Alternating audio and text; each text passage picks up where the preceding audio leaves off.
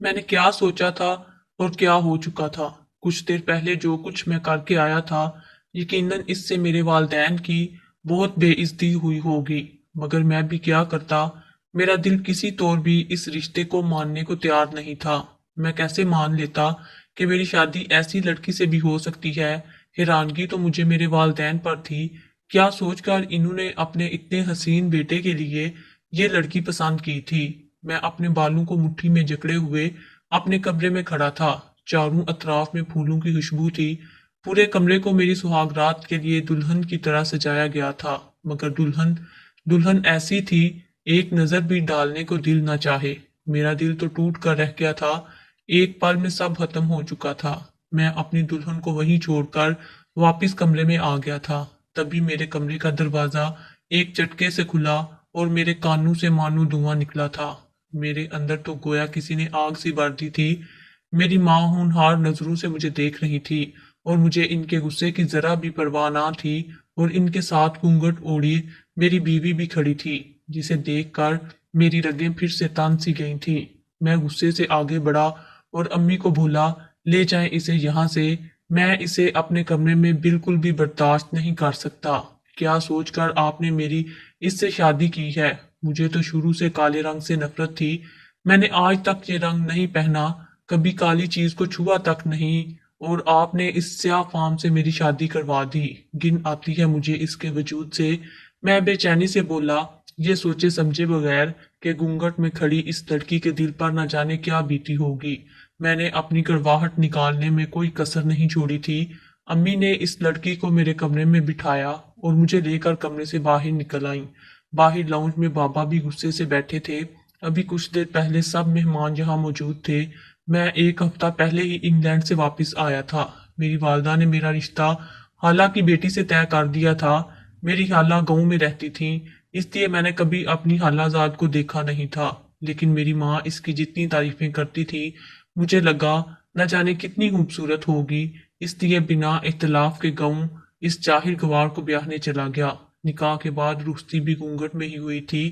واپس کار پہنچ کر جب شیشہ دکھائی کی رسم ہوئی تو اسے شیشے میں دیکھ کر میرے ہوش ہی اڑ گئے تھے۔ ایک ساملی سلونی سی لڑکی شرماتی ہوئی مجھے دیکھ رہی تھی۔ میں نے تو وہ شیشہ اٹھایا اور بنا مہمانوں کا لحاظ کیے زور سے زمین پر پٹک دیا اور کھڑا ہو گیا۔ میں نے کہا، مجھے یہ لڑکی کسی طور پر بھی بیوی کی حیثیت سے منظور نہیں۔ یہ کہہ کر کمرے میں چلا گیا تھا۔ میرے دماغ کی رگیں غصے سے تن گئی۔ کیا سمجھ کر انہوں نے میرا رشتہ اس لڑکی سے کیا تھا؟ میں انگلینڈ سے پڑھ کر آیا تھا، ایک ایسی جگہ جہاں حسن ہی حسن چاروں طرف نظر آتا ہے، اور میں حسن کا دل دادا تھا، حسن پرست تھا، حسین چیزوں اور انسانوں پر مرتا تھا۔ مجھے کالے رنگ سے بھی نفرت تھی، اور میری ماں نے ویسے ہی لڑکی میرے لیے پسند کر لی۔ میں تو کسی طور بھی اس لڑکی سے نباہ نہ کرتا۔ اب میں بابا کے سامنے کھڑا تھا، لیکن اپنے موقف پر قائم تھا۔ امی اور بابا مجھے ڈانٹ کر تو کبھی پیار سے سمجھانے کی کوشش کر رہے تھے۔ امی اپنی بہن سے کیا وعدہ نہیں توڑ سکتی تھیں، اور ان وعدوں کے چکروں میں زندگی میری برباد ہو گئی تھی۔ میں نے بغیر لحاظ کیے امی بابا کے منہ پر کہہ دیا کہ میں اس لڑکی کو ابھی اور اسی وقت طلاق دوں گا۔ میرے الفاظ سن کر میرے ماں باپ تو سکتے میں چلے گئے تھے۔ اگلے ہی پل بابا نے مجھے تھپڑ مارتے ہوئے کہا، اگر تم نے ایسا سوچا بھی تو تمہیں جائیداد سے آنکھ کر دوں گا۔ نہ چاہتے ہوئے بھی مجھے کڑوا گوں بھرنا پڑ رہا تھا۔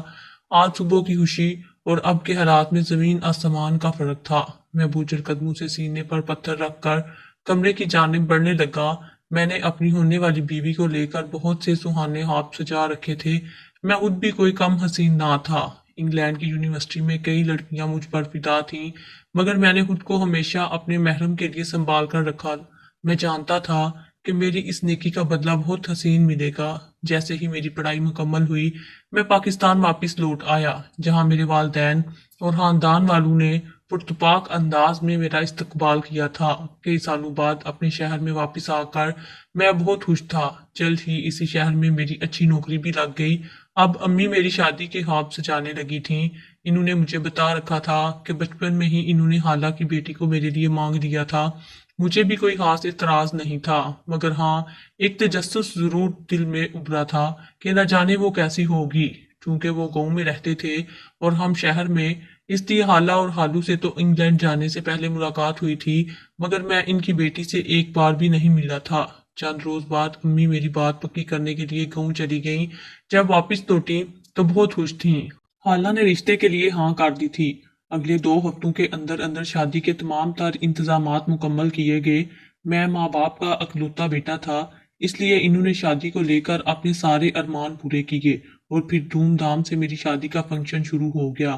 میں بے حد خوش تھا، خواب میں بھی نہیں سوچا تھا کہ میری یہ خوشیاں صرف تب تک ہیں جب تک میں خالہ کے گھر نہیں پہنچ جاتا۔ ہم بارات لے کر خالہ کے گھر پہنچے۔ جب نکاح کا وقت ہوا تو عروسی جوڑے میں ملبوس میری دلہن کو لا کر میرے مقابل بٹھا دیا گیا۔ ہم دونوں کے بیچ سرخ رنگ کے دوپٹے کو حائل کیا گیا تھا۔ نہ جانے وہ پری بیکر کتنی وجیح ہوگی، میں سوچ کر ہی مسکرا گیا۔ مولوی صاحب ایجاب و قبول کروا رہے تھے، میں نے نہ جانے کیوں اسے اپنے لیے قبول کر لیا۔ گھونگھٹ میں چھپا چہرہ حسین دوشیزہ کا نہیں، بلکہ میں نے آنکھیں میچ کر کھولی اور کمرے میں داخل ہوا۔ وہ لڑکی ابھی بھی گھونگھٹ ڈالے بیٹھی تھی۔ مجھے آج تک کسی سے اتنی نفرت نہیں ہوئی تھی جتنی اپنی بیوی کے لیے محسوس ہو رہی تھی۔ اس کی خاطر میرے ماں باپ نے مجھ پر ہاتھ اٹھایا اور جائیداد سے آگ تک کرنے کی دھمکی دی تھی۔ میں اس کے قریب گیا اور ایک جھٹکے سے اس کا گھونگھٹ اٹھایا۔ وہ سہم کر پیچھے ہٹی۔ کالا رنگ، بدصورت چہرہ اور بے ڈنگے نقوش دیکھ کر میرا دل چاہا اپنا سر دیوار میں مار لوں۔ میں حقارت سے سخت لہجے میں بولا، اس بدصورت چہرے کو تم گھونگھٹ میں چھپا کر بیٹھی ہو؟ بند کرو یہ فالتو کے ڈرامے اور اٹھو میرے بستر سے۔ تم جیسی ان پڑھ، جاہل اور بد شکل لڑکی کو میں کبھی بھی اپنی بیوی تسلیم نہیں کر سکتا۔ تم صرف میرے ماں باپ کی بہو ہو، مجھ سے کسی طرح کی کوئی امید مت رکھنا، سمجھی؟ میری بات سن کر وہ فوراً بستر سے اٹھ کر کھڑی ہو گئی۔ اس کی آنکھیں کچھ دیر پہلے آنسو تھے، مگر اب وہ بالکل سنجیدہ ہو چکی تھی۔ اس کے دل پر کیا گزر رہی تھی مجھے اس سے کوئی مطلب نہیں تھا۔ میں نے غصے سے بڑبڑاتے ہوئے کمرے میں گئی ساری سجاوٹ کو اتار کر پھینک دیا اور اپنے بیڈ پر لیٹ کر سونے کی کوشش کرنے لگا۔ میں نے تو اپنی بیوی کا نام جاننے کی بھی کوشش نہیں کی تھی، جو اب دلہن کے لباس میں کمرے کے ایک کونے میں گھٹنوں پر سر رکھے بیٹھی رو رہی تھی۔ صبح جب میری آنکھ کھلی تو کمرہ بالکل صاف تھا۔ میری بدصورت بیوی کہیں بھی موجود نہ تھی۔ میں نے شکر ادا کیا کہ صبح صبح وہ منحوس شکل مجھے دیکھنے کو نہیں ملی۔ میں فریش ہو کر ناشتہ کرنے کے لیے نیچے گیا تو کچن میں میری بیوی ناشتہ بنا رہی تھی۔ مجھے دیکھ کر امی مسکرا کر بولی، دیکھو یاسر، ماہی نے پہلے دن سے ہی پورا گھر سنبھال لیا ہے۔ میں نے لاکھ منع کیا، مگر کہتی ہے میں خود ناشتہ بناؤں گی تو اس میں آپ کا ہی فائدہ ہوا امی، مجھے کیا ملا؟ میں دل ہی دل میں بڑبڑا کر رہ گیا۔ البتہ میری بھوک بالکل ختم ہو چکی تھی۔ کم از کم میں ماہی کے ہاتھ کا بنا ناشتہ نہیں کھا سکتا تھا۔ میں بغیر ناشتہ کیے ہی گھر سے چلا گیا۔ شادی کے اگلے دن سے ہی مجھے آفس میں دیکھ کر میرے کولیگز اور دوستوں نے چہ مگوئیاں شروع کر دیں۔ کچھ نے تو بھابھی سے ملنے کی فرمائش بھی ظاہر کی، مگر میں بات ٹال مٹول کر گیا۔ کم از کم ایسی بدصورت بھابھی سے ملوا کر میں اپنی بے عزتی نہیں کروانا چاہتا تھا۔ میں نے تو کبھی کم تر چیز پر کمپرومائز نہیں کیا تھا۔ اس شام جب میں گھر واپس لوٹا تو یوں ہی اپنے دھیان میں چلتا ہوا، بغیر قدموں کی چاپ پیدا کیے، کمرے کا دروازہ کھولا۔ سامنے کا منظر دیکھ کر میرے قدم وہیں رک گئے۔ میری بیوی میری شرٹ کو سینے سے لگا کر کھڑی تھی۔ اس کی آنکھوں سے آنسو بہہ کر گالوں پر بکھر رہے تھے۔ سامنے دیوار پر میری تصویر لگی تھی۔ وہ میری تصویر کو اپنے ہاتھوں سے چھو کر پھیکی سی مسکرا دی۔ نہ جانے کتنا کرب تھا اس ایک مسکراہٹ میں، مگر مجھ پر تو نفرت اور گن اس قدر حاوی تھی کہ مجھے اس کے جذبات کی کوئی پرواہ نہیں تھی۔ میں غصے سے آگ بگولا ہو کر آگے بڑھا اور اس کو بازو سے پکڑ کر دبوچ دیا۔ اس کے ہاتھوں میں موجود اپنی شرٹ چھینی اور زمین پر پھینک کر اسے اپنے پیروں کے نیچے مسلنے لگا۔ میرا یہ عمل دیکھ کر اس کی آنکھوں میں خوف اترا تھا۔ میں اسے جھٹک کر بولا کہ آئندہ میری چیزوں کے پاس بھی مت بھٹکنا۔ تمہیں اس کمرے میں رات کے لیے برداشت کر لیتا ہوں، یہی بہت ہے۔ میری بات سن کر وہ کچھ نہ بولی، بس پھیکا سا مسکرا کر اپنی آنکھوں میں آنے والے آنسو صاف کر گئی۔ مجھے حیرت سی ہوئی تھی، وہ میری اتنی باتیں سننے کے باوجود پلٹ کر ایک بار بھی مجھے جواب نہیں دے رہی تھی۔ میں چاہتا تھا کہ وہ مجھ سے لڑے جھگڑے تاکہ میری اس سے جان چھٹ جائے، میرے پاس اسے طلاق دینے کا بہانہ ہو، مگر وہ خاموشی سے کمرے سے باہر چلی گئی اور میں اپنی پسندیدہ شرٹ کو دیکھ کر ایک سرد سانس حاج کر کے رہ گیا۔ مجھے اسے دیکھ کر صرف ایک ہی جذبہ ابھرتا تھا اور وہ تھا نفرت کا۔ میں اس سے شدت سے نفرت کرتا تھا۔ اس کی شکل دیکھتے ہی میری رگوں میں خون ابلنے لگتا تھا۔ یوں ہی وقت گزرنے لگا۔ میں جب بھی گھر جاتا تو ماہی کبھی امی کی خدمت کر رہی ہوتی یا بابا سے پرانے قصوں پر تبصرے کر رہی ہوتی۔ میں نے اسے اپنی کسی بھی چیز کو ہاتھ لگانے سے منع کر رکھا تھا، مگر اس کے باوجود امی بابا کے سامنے مجھے اس سے نارمل لہجے میں بات کرنا پڑتی تھی۔ اس منحوس کی وجہ سے میرے ماں باپ نے مجھے جائیداد سے آگ کرنے کی دھمکی دی تھی۔ پچھلے 2 ماہ سے ہمارے بیچ کوئی بات نہیں ہوئی تھی۔ وہ صرف رات کو ہی کمرے میں آتی اور فرش پر بستر بچھا کر سو جایا کرتی۔ بستر کے نام پر صرف ایک چادر ہی تھی جسے وہ بچھایا کرتی۔ میرا دل باغی ہو چکا تھا۔ اپنے ماں باپ کے فیصلے نے مجھے باغی کر دیا تھا۔ میں اس لڑکی کو ہر طرح سے زچ کرنا چاہتا تھا تاکہ وہ ایک روز خود ہی تنگ آ کر مجھے چھوڑنے کا فیصلہ کر لے۔ میری ایک کولیگ تھی جو مجھ میں شادی سے پہلے کی دلچسپی رکھتی تھی۔ وہ ہر لحاظ سے بہترین تھی۔ میں نے اس سے بے تکلفی بڑھانا شروع کر دی۔ آدھی رات تک میں اس سے فون پر ہنس ہنس کر باتیں کیا کرتا تھا۔ اس کے حسن کی تعریف میں جان بوجھ کر کیا کرتا تاکہ ماہی کو نیچا دکھا سکوں۔ مجھے اسے اذیت دینے میں مزہ آتا تھا کیونکہ وہ میرے لیے ایک مسلسل اذیت کا سامان تھی، مگر وہ اس قدر ڈھیٹ تھی کہ خاموشی سے کمرے کے اس کونے میں گھٹنوں پر ہاتھ رکھ کے بیٹھی رہتی۔ میں جتنی دیر جاگا رہتا وہ بھی جاگ کر بیٹھی رہتی۔ جب میں فون بند کر کے سونے کے لیے لیٹتا تو وہ بھی لیٹ جایا کرتی۔ اس کا یہ چکر میری سمجھ سے باہر تھا۔ وہ اپنے منہ سے ایک لفظ بھی نہیں بولتی تھی۔ میں نے نوٹ کیا کہ ماہی میرے کھانے کے بعد کھانا کھاتی ہے۔ ایک روز جب کافی بنانے کچن میں گیا تو دیکھ کر دنگ رہ گیا۔ وہ میرا چھوڑے ہوئے جوٹے کھانے کی پلیٹ میں بچا کھانا کھا رہی تھی۔ اس کے چہرے پر عجیب سا اطمینان تھا۔ میں کچھ پل کے لیے گنگ سا رہ گیا۔ اس قسم کی باتیں اچھی حرکتیں کر کے کیا ثابت کرنا چاہتی تھی؟ وہ بہت صابر ہے، شوہر سے محبت اور وفا جتا کر میری دلچسپی حاصل کر لے گی۔ یہ ممکن ہی نہیں تھا کہ وہ میرے دل میں گھر کر جاتی۔ میں روز اس کولیگ سے باتیں کرتا، کئی بار اس کے ساتھ ریسٹورنٹ میں کھانا کھانے بھی جانے لگا۔ آہستہ آہستہ مجھے اس لڑکی سے محبت ہو گئی۔ میں اسے یہ بات بھی بتا چکا تھا کہ میری بیوی بہت بدصورت ہے۔ میں نے اسے ہاتھ تک نہیں لگایا۔ میں روز اس سے اپنی بیوی کی برائیاں ہی کرتا تھا۔ جب مجھے لگا کہ میں نائلہ کے بغیر اب نہیں رہ سکتا تو میں نے اس سے محبت کا اظہار بھی کر دیا۔ اس دن وہ بہت خوش تھی۔ فوراً سے وہ مان گئی، کہنے لگی کہ وہ مجھ سے دوسری شادی پر بھی راضی ہے، لیکن مجھے الگ فلیٹ میں رکھو۔ میرے پاس پیسوں کی کوئی کمی نہ تھی، اس لیے میں نے نائلہ سے خفیہ نکاح کر لیا۔ وہ میرے فلیٹ میں رہتی تھی۔ اب تو نائلہ ہی میرے ہاتھوں میں سوار رہنے لگی۔ میری بدصورت بیوی میرے لاکھ انکار پر بھی میرے سارے کام کر دیتی تھی۔ پہلے پہل تو اس سے اس بات پر لڑتا تھا، لیکن میں نے اسے کچھ بھی کہنا چھوڑ دیا تھا۔ اب میں یہ کرتا تھا، اپنے والدین کے سونے کے بعد گھر سے باہر نکل جاتا اور نائلہ کے پاس پہنچ جاتا۔ صبح ہی میں اپنے والدین سے اٹھنے سے پہلے گھر لوٹ آتا۔ ایک بار مجھے بہت تیز بخار ہو گیا، اس لیے میں نائلہ کے پاس نہیں جا پایا۔ پھر وہ بھی مجھ سے کہہ چکی تھی کہ وہ مجھے بیماری کی حالت میں نہیں سنبھال سکتی۔ وہ مجھ سے نہریں اٹھواتی تھی۔ اس نے کبھی میرے کام نہیں کیے تھے، لیکن مجھے فرق اس لیے نہیں پڑتا تھا کیونکہ میری یہ بیوی میرے کام کر دیتی تھی۔ جب مجھے بخار ہوا تو وہ پوری رات جاگتی رہی۔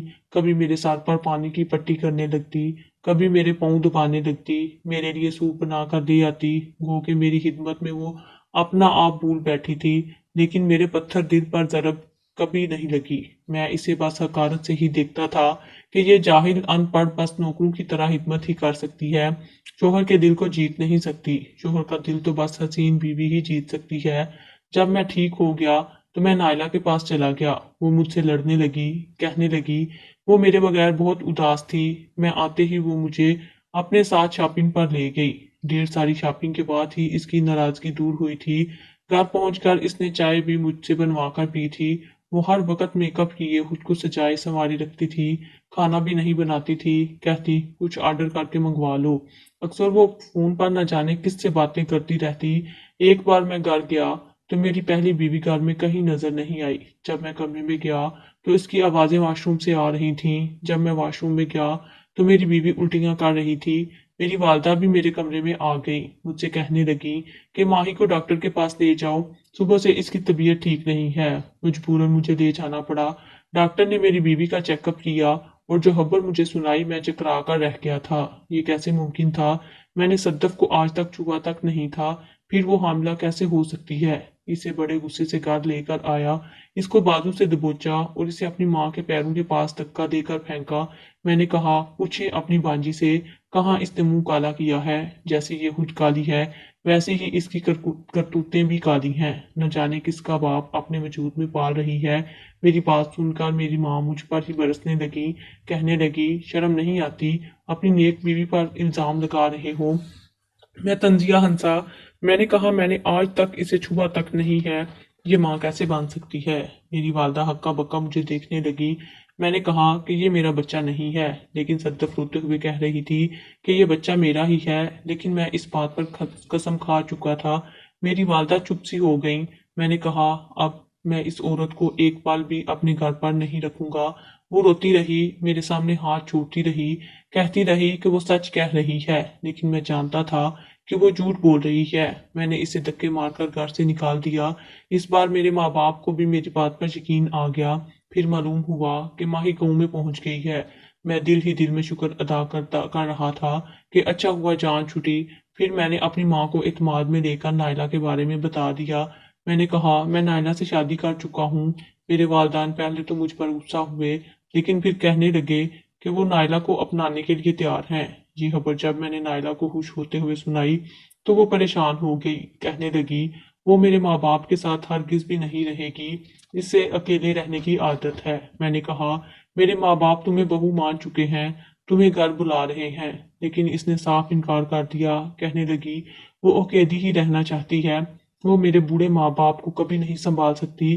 वो तो अपने लिए खाना नहीं बनाती कि कहीं इसका रंग ना खराब हो जाए, हमेशा बाजार से ही मंगवाती है। मैंने बहरहाल नायला को बहुत समझाया, लेकिन वो नहीं मानी। मैंने बुझे दिल के साथ अपने वालिदैन से ये कह दिया कि नायला को काम की आदत नहीं है और अकेली ही रहना चाहती है। मेरी बात सुनकर मेरे वालिदैन चुप से हो गए।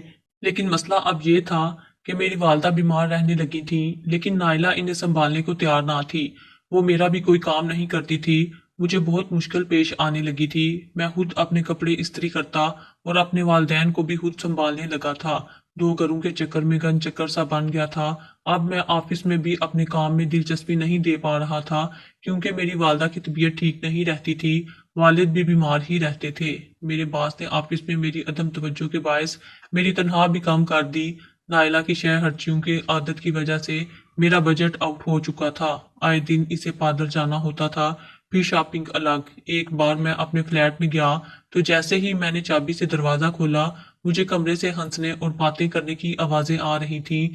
नायला किसी मर्द के साथ हंस बोल रही थी, कह रही थी, अच्छा बेवकूफ बना कर रखा है मैंने अपने शोहर को। मेरे लिए वो सिर्फ एक कमाने वाली मशीन है, वरना इसके अलावा इसमें खूबी ही क्या है। मुझे वो एक आंख अच्छा नहीं लगता, नैन नक्श मोटे मोटे से हैं, कद का भी बस दरमियाना है, और अब बड़ी जिसामत में और भी बुद्धा और बेढंगा लगने लगा है। मुझे पता है कि मैं कैसे इसे बर्दाश्त करती हूँ। मुझे गिन आती है इसके वजूद से। पहली बार मुझे ये लगा कि मुझे किसी ने आईना दिखाया है। सामने लगे शीशे पर जब मैंने अपने आप को देखा तो मैं भी कोई बहुत हसीन तो ना था, बस मेरा रंग ही कुछ साफ था, जो अब मुसलसल कामकाज और दो घरों के चक्कर से खराब हो चुका था। मेरे दिल पर ये बातें किसी तीर की तरह से लगी थीं। मेरी वो बीवी जो खूबसूरत तो थी, लेकिन किरदार की कितनी बदसूरत और काली थी, और वो जिसे मैंने हकारत से झूठा इल्जाम देकर धक्के मारकर निकाला था, वो तो बिल्कुल किरदार की साफ शफाफ थी। जिन दिनों मैं बीमार था, मैं बुखार की वजह से कपाहट का शिकार हो चुका था। नींद की गनूदगी में न जाने कब माही के करीब हो चुका था। होश मुझे सुबह आई थी, लेकिन मैंने इसका इल्जाम भी इस पर लगा दिया कि इसने मेरी नींद बेहोशी का फायदा उठाया है।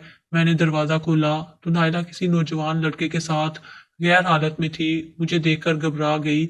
मैंने इसे वहीं तलाक दी और गांव में माही को लेने चला गया। जब हाला के घर पहुंचा तो इसी दिन मेरे घर बेटा पैदा हुआ था। दाई ने कमरे से बाहर निकलकर एक बच्चा मेरे हाथ में थमा दिया, जो बिल्कुल माही जैसा था, बस रंगत मुझ पर थी। मैंने अपने बेटे को सीने से लगाया। मैं सोच चुका था कि माही से माफी मांग लूंगा, इसे अपने साथ कर ले जाऊंगा, कि जब दोबारा से दाई घबराई हुई कमरे से बाहर निकली, कहने लगी कि माही मर चुकी है। ये सुनना था कि मेरे होश ही उड़ गए। वो कैसे मार सकती थी? मैं इससे माफी मांगने आया था, इसे अपने साथ ले जाने आया था, लेकिन वो मुझे तड़पने के लिए छोड़ गई थी। मैं फूट फूट कर रो रहा था, लेकिन ये पछतावे के आंसू तो शायद उम्र भर के लिए थे।